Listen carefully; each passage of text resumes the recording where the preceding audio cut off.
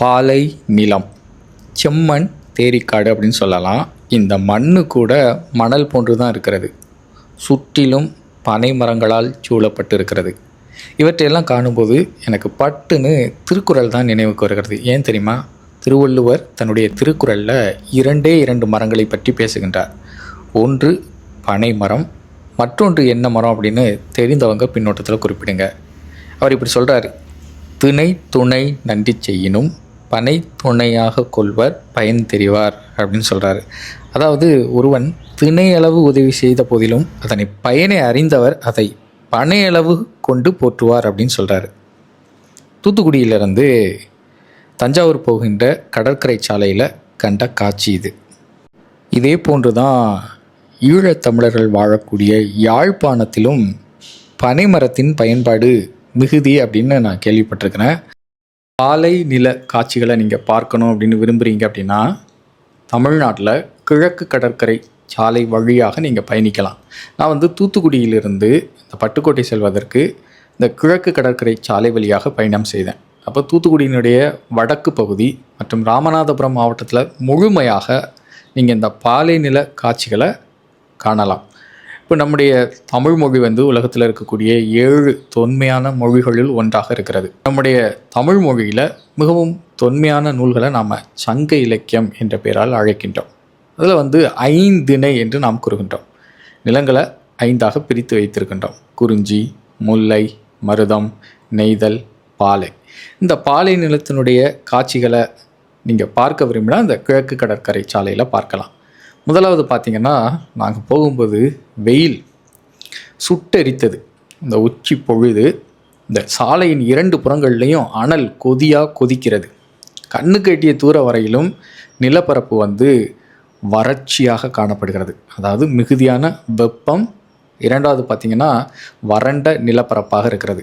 3வது பார்த்திங்கன்னா இந்த சாலை ஓரத்தின் 2 புறங்கள்லேயும் மக்கள் கைகளில் சிறிய தள்ளுவண்டி, அதில் குடத்தை வைத்துக்கொண்டு தண்ணீருக்காக அங்கும் இங்கும் நடந்து செல்வதை காணக்கூடியதாக இருக்கிறது. தண்ணீர் தட்டுப்பாடு அங்கு மிகுதியாக இருக்கிறது.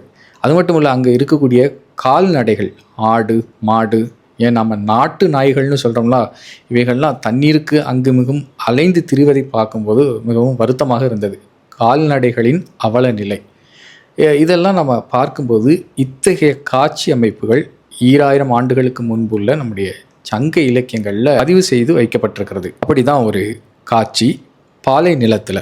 அதாவது உச்சி பொழுது வெயில் கடுமையாக தன்னுடைய வெப்பத்தோடு சுட்டெரிக்கிறது. நிலமெல்லாம் வறண்டு அனலாய் கொதிக்கிறது. அந்த பாலை நிலத்தில் ஒரு ஆண்மான் தன்னுடைய துணையோடு நடந்து சென்று கொண்டிருக்கிறார். அவைகளுக்கு ஒதுங்குவதற்கு கூட நிழல் தரக்கூடிய ஒரு மரம் கூட கண்ணுக்கு எட்டிய தூரத்தில் கிடையாது. உடனே இந்த ஆண்மான் இந்த கதிரவனை நோக்கி தன்னுடைய உடலை வைத்து கொண்டு அந்த கதிரவனின் வெப்பத்தை தன் உடலின் மீது தாங்கி கொண்டு தன் உடலிலிருந்து விழக்கூடிய நிழலில் பெண்மானை இழைப்பார வைத்திருக்கக்கூடிய ஒரு செய்தி நம்முடைய பழந்தமிழ் நூல்களில் இடம்பெற்றிருக்கு.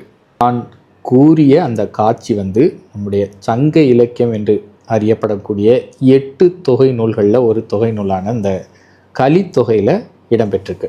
இதில் பாலை களி என்கின்ற பகுதியில் அந்த காட்சி இடம்பெற்றிருக்கிறது. ஒரு அழகான தொடர். நான் உங்களுக்கு பயின்று காட்டுறேன், பாருங்கள்.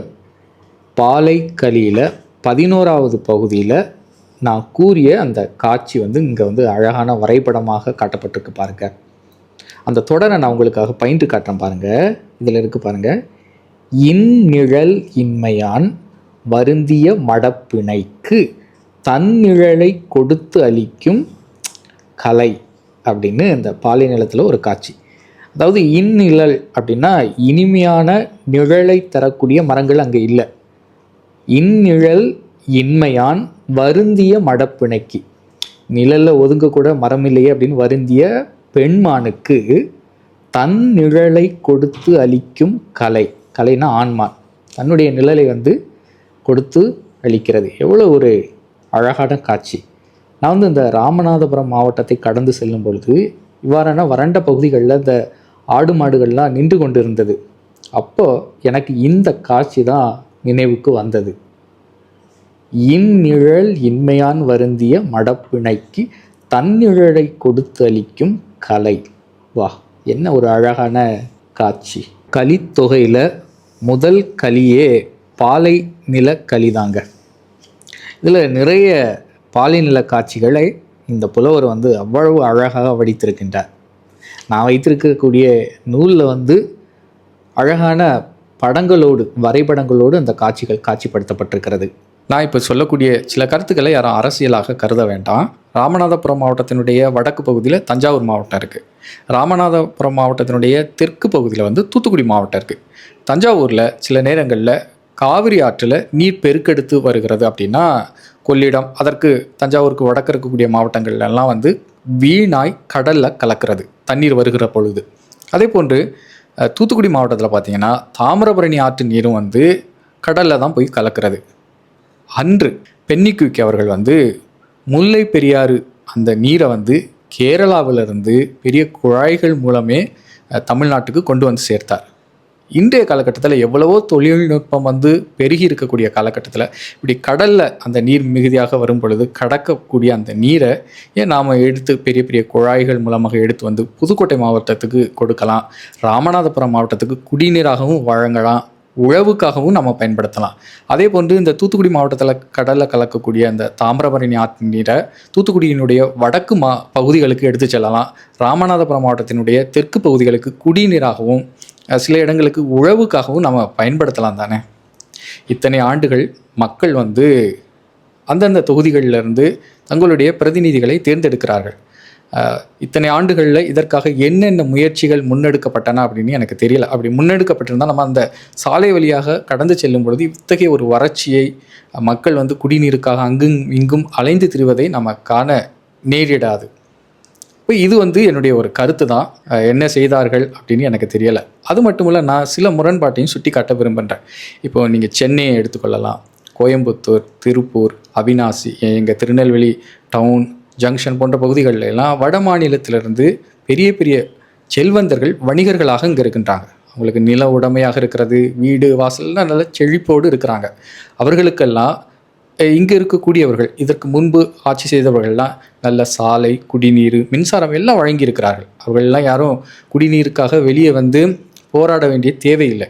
ஆனால் பாருங்கள், 2000 ஆண்டுகளாக இந்த நிலத்திலேயே வாழ்ந்து கொண்டிருக்கக்கூடிய மக்கள் அப்படி நீருக்காக அங்கும் இங்கும் அந்த சாலை ஓரங்களில் தள்ளுவண்டியில் போகும்போது மனம் உண்மையிலே கணக்கிறதுங்க. இந்த ஒரு முரண்பாட்டையும் நான் சுட்டி காட்ட விரும்புகின்றேன். காணொளியின் தொடக்கத்தில் திருவள்ளுவர் தன்னுடைய திருக்குறளில் 2 மரங்களை மட்டுமே குறிப்பிட்டிருக்கிறார் அப்படின்னு சொன்னேன். ஒன்று பனை மரம், இன்னொரு மரம் என்ன மரம் அப்படின்னு நான் கேட்டிருந்தேன். அந்த மரத்திற்கு இன்னொரு பெயர் இருக்கிறது, பனை அப்படின்னு. இந்த பனை வேறு, இந்த பனை என்பது வேறு. பனை தோல் அப்படின்லாம் வரும். இன்று நாம் அதை வேறொரு பெயரால் அழைக்கின்றோம். அதாவது பனைமரம்னா அப்படி நொங்குலாம் கிடைக்கக்கூடியது, பனை ஓலையெல்லாம் இருக்குது, அதை நம்ம பனைன்னு சொல்கிறோம். இந்த மரத்தையும் நாம் பனை என்று பழந்தமிழில் அழைத்திருக்கின்றோம், இன்று வேறொரு பெயராலும் அழைத்திருக்கிறோம். இந்த 2 பனையையும் திருவள்ளுவர் தன்னுடைய நூல்களில் குறிப்பிடுகின்றார். இந்த மரத்தை தெரிந்தால் மறக்காமல் பின்னோட்டத்தில் விடைய கொடுங்க. இந்த காணொலி உங்களுக்கு உண்மையிலே விருப்பமான காணொலி அப்படின்னா மற்றவர்களுக்கு பகிர்ந்து கொடுங்க. முதல் முறையாக என்னுடைய சேனலை பார்க்குறீங்க அப்படின்னா அப்படியே பிளேலிஸ்ட்டுக்கு போங்க. பல தலைப்பின் கீழ் பல காணொலிகளை வெளியிட்டிருக்கிறேன். அவற்றை கண்டு பயனடைமாறு அன்போடு கேட்டுக்கொள்கின்றேன். மீண்டும் சந்திப்போம். நன்றி.